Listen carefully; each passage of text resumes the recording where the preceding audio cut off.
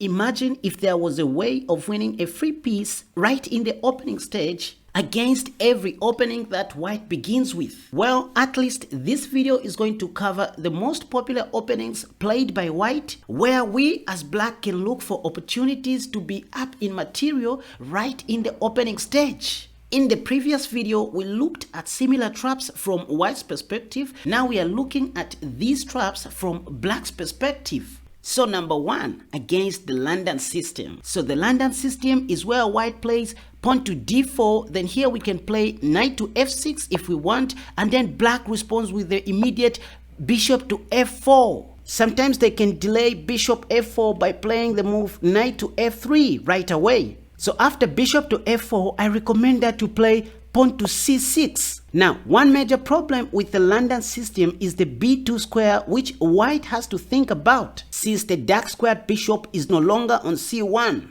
So after pawn to c6, the topmost played move by white is pawn to e3 in this position, according to the Lichess database. Now, in this position, I recommend that you play immediately pawn to d6. Now, this looks like you want to enter into the realms of the Czech variation of the Karacan Defense, with moves like pawn to g6, bishop g7, castle shot, etc, etc, but that's not what we are intending to do. In this position, the most played move by white is knight to f3, after which you should play bishop to g4, right away pinning the knight on f3 to the queen on d1. Bishop e2 is the top most played move according to the Lichess database in this position, and that's what we want to see. Because right now we are going to take the knight on f3, and after bishop takes on f3, we are going to surprise white by unleashing the move pawn to g5, attacking the bishop on f4. Now in this position, I should mention to say, if black doesn't take the pawn on g5,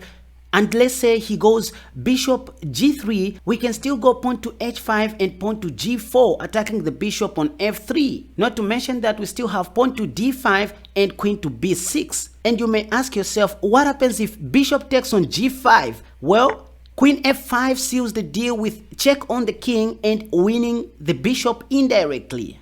Now, once again, if you think this trick doesn't work against strong players, I challenge you to plug this position into the Lichess analysis board, and you will find that even the 2300 rated chess players have fallen victim of this trap. So it is not a cheap trick which only works against lower rated players. Now, back to this position after white plays pawn to e3, I understand that you can still go pawn to g5 right away, and there are many games in the Lichess database where white took on g5 and then black initiated the same move, queen f5 check, winning the bishop. But this is so predictable, that's why I don't like going pawn to g5 on move number 3. You can delay this move at least with pawn to d6 and then just continue with the normal development of pieces. So that was against the London system. Let's go to the next one.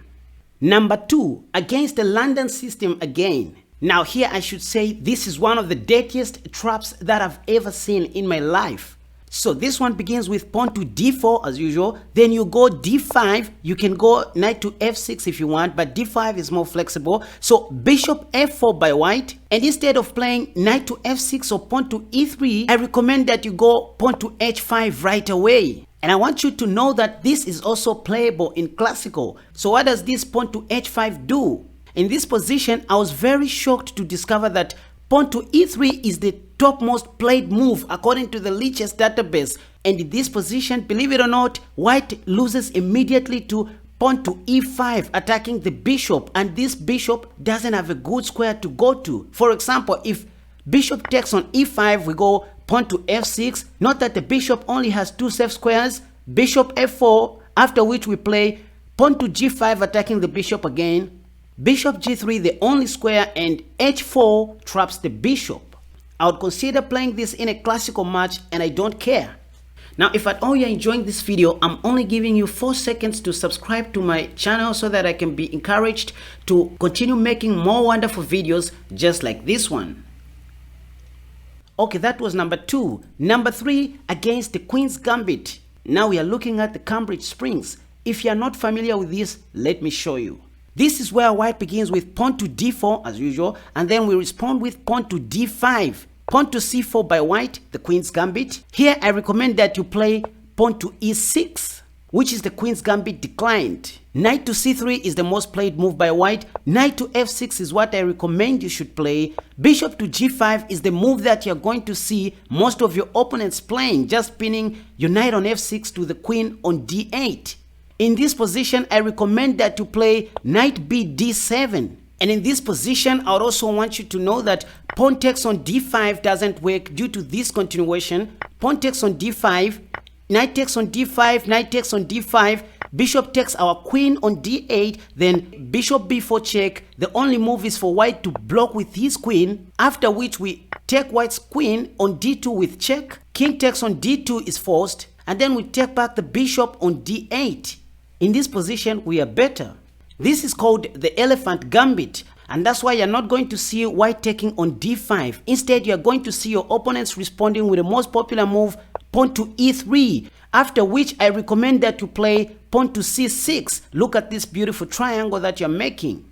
Knight to f3 is the most played move by white in this position, after which you should play queen f5, pinning the knight on c3 to the king on e1.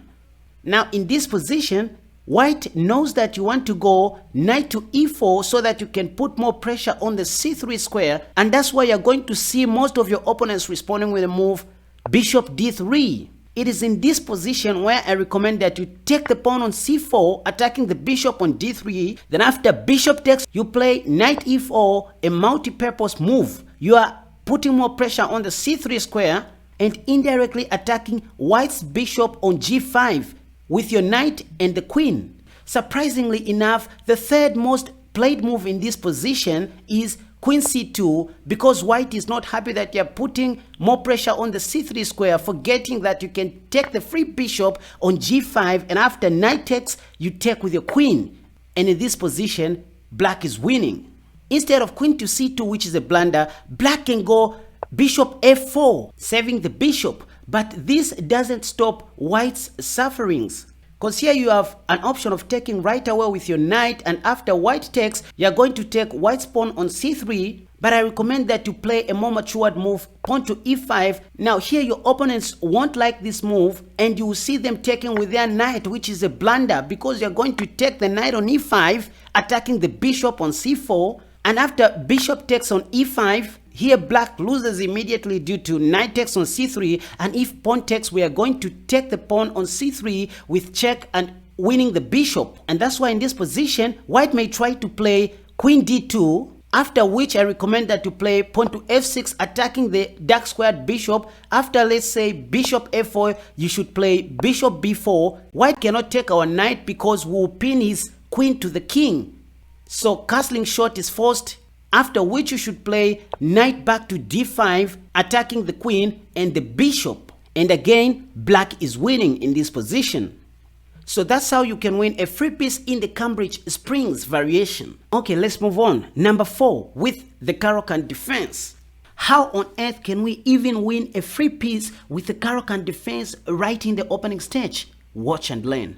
So the Karacan Defense is where white begins with pawn to e4, then we play pawn to c6, d4 by white, d5. Now in this position, the second most played move in the Masters database is knight to c3, after which I recommend that you take the pawn on e4, and after knight takes on e4, which is the top most played move according to the Lichess database, I suggest that you play knight to f6, attacking white's knight on e4. And here again, the top most played move is knight takes on f6 by white. E takes on f6 is forced. Then in this position, believe it or not, bishop c4 is the second most played move in the Masters database, which we want to see on the board. Because right now we are going to unleash the move queen e7 with check. And I should mention here to say we are not even intending to exchange queens right away in the opening. So if queen e2 is played, we are going to play bishop e6. But I bet most of your opponents here will play knight to e2, which is the second most played move according to the Lichess database. White thought he was covering the check, forgetting that we can still go queen b4 check, forking the king and the bishop. And that's how we win the bishop on c4 right away in the opening with the Karacan Defense. Let's move on. Number 5, against the Ruy Lopez or the Ruy Lopez, whatever you can call it. So the Ruy Lopez is where white begins with pawn to e4, then we play pawn to e5. Knight to f3 is the most played move by white. Knight to c6, after which you're going to see your opponents playing bishop to b5, the Ruy Lopez. Now in this position, I recommend that you play knight to f6, which is the Karacan Defense. And in this position, white has two options. He can either castle short or play pawn to d3 right away. Pawn to d3 is the second most played move according to the Chess database, after which I recommend that you play the move knight to e7, intending to go knight g6. And this is called the Mortimer Gambit. This is not a dubious way of playing against the Ruy Lopez. It's played even at Super GM level. Magnus Carlsen has played this before. And here you'll be surprised that most of your opponents will take the pawn on e5, which is the second most played move according to the Chess database again. And before I continue from here, let me tell you a short story. I once trapped an international master like this in a rapid tournament match at OIDC Sports Center in Lusaka, Zambia. Unfortunately, the game ended in a draw because he outplayed me in the end game. Knight takes on e5 by white is a blunder because now you are going to play the move pawn to c6, attacking the bishop on b5. The only move for white according to Stockfish is to sacrifice this knight on f7 and just let it go. But in this position, you will discover that the top most played move again is bishop a4, which loses a piece after queen a5 check, forking the king, bishop and knight. And here you are guaranteed to win a free piece right in the opening stage. Now back to this position, instead of white going bishop f4, sometimes he may trick you with a move knight to c4. If you are not careful, for example, if you just go on and take the bishop, he will mate you on d6 with his knight. And that's why when you see this move knight to c4, you should be very careful and play knight to g6, so that knight to d6 by white is no longer available. And this bishop on b5 is still under attack. So after bishop a4, which is the only move, here you will go b5, forking the knight and the bishop, and you are guaranteed to win a piece right in the opening stage. Okay, that was number 5 against the Ruy Lopez. Let's go to the next one. Number 6 with the England Gambit. So the England Gambit is where white begins with pawn to d4, and here we play pawn to e5, attacking the pawn on d4.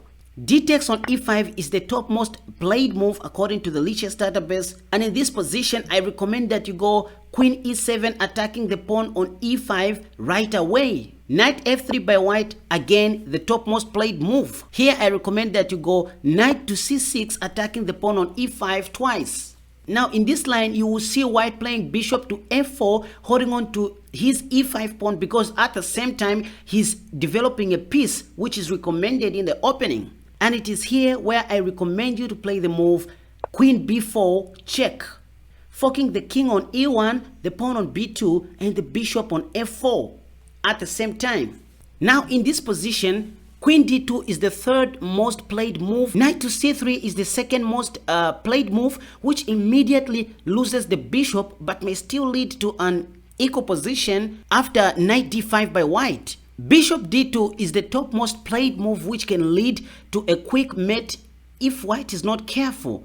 For example, in this position white can go queen d2, blocking the check, after which you should capture the pawn on b2, and in this position white is losing his rook on a1. There is nothing that he can do to stop that. The only sensible response is to push pawn to c3 and let that rook die. If queen to c3, trying to hold on to this rook on a1, here I recommend that you play bishop b4, pinning the queen to the king, and in this position white is losing, which is why after queen b4 check you are going to see them trying the move knight c3, blocking the check. So here I recommend that you take the free bishop, and here the best move by white is knight d4, attacking the queen and also eyeing the c7 square. Here just play queen to e4, and after knight takes on c7 with check, play queen d8, knight takes on a8, that's not scary, just play knight takes on e5. Knight takes on e5 is the top most played move here. Queen takes on e5, c3 by white, you play b5, just advancing your pawn, and after e3 by white, just go bishop b7, and the game is equal. The last option is for white to play bishop back to d2, which can lead to some complicated positions if you take on b2. You do not necessarily have to take on b2, but you still can. Let's say bishop takes on b2. The right move for white is to play knight to c3. But you will see most of your unprepared opponents playing bishop c3, attacking the queen and also protecting the rook on a1 indirectly, after which I recommend that to play the move bishop b4. By the way, bishop c3 is the second most played move according to the Lichess database, so this is not my own imagination. So after bishop b4, you are pinning white's bishop on c3 to his king on e1, and here, believe it or not, you're going to see most of your opponents responding with a move queen to d2, which has happened in many games. 2400s, 2600s, 2700s have fallen victim of this trap, believe it or not. And here is where we take the bishop on c3 with our bishop, and the only move that white can play is taking with his knight, giving up on his rook. But if white takes with his queen, trying to hold on to his rook on a1, that is checkmate. Ladies and gentlemen, that's how you look out for quick wins in an effort to win material very early in the opening. Now, let me make a quick disclaimer right here. Did I say this is how all your games are going to be ending? No. The main lesson here is to be familiar with similar lines and positions that you can come across in different games. Once again, these are not cheap tricks. I have defeated many strong players using these same tricks, because it is easier for people to forget about these lines from time to time. And that's what happens if you are used analyzing stockfish moves all the time. Sometimes chess is more psychological than physical, so don't always act like stockfish. You are a human being, prone to error. Feel free to watch the other video where I was looking at similar traps from white's perspective. And thank you for watching this video. Till next time.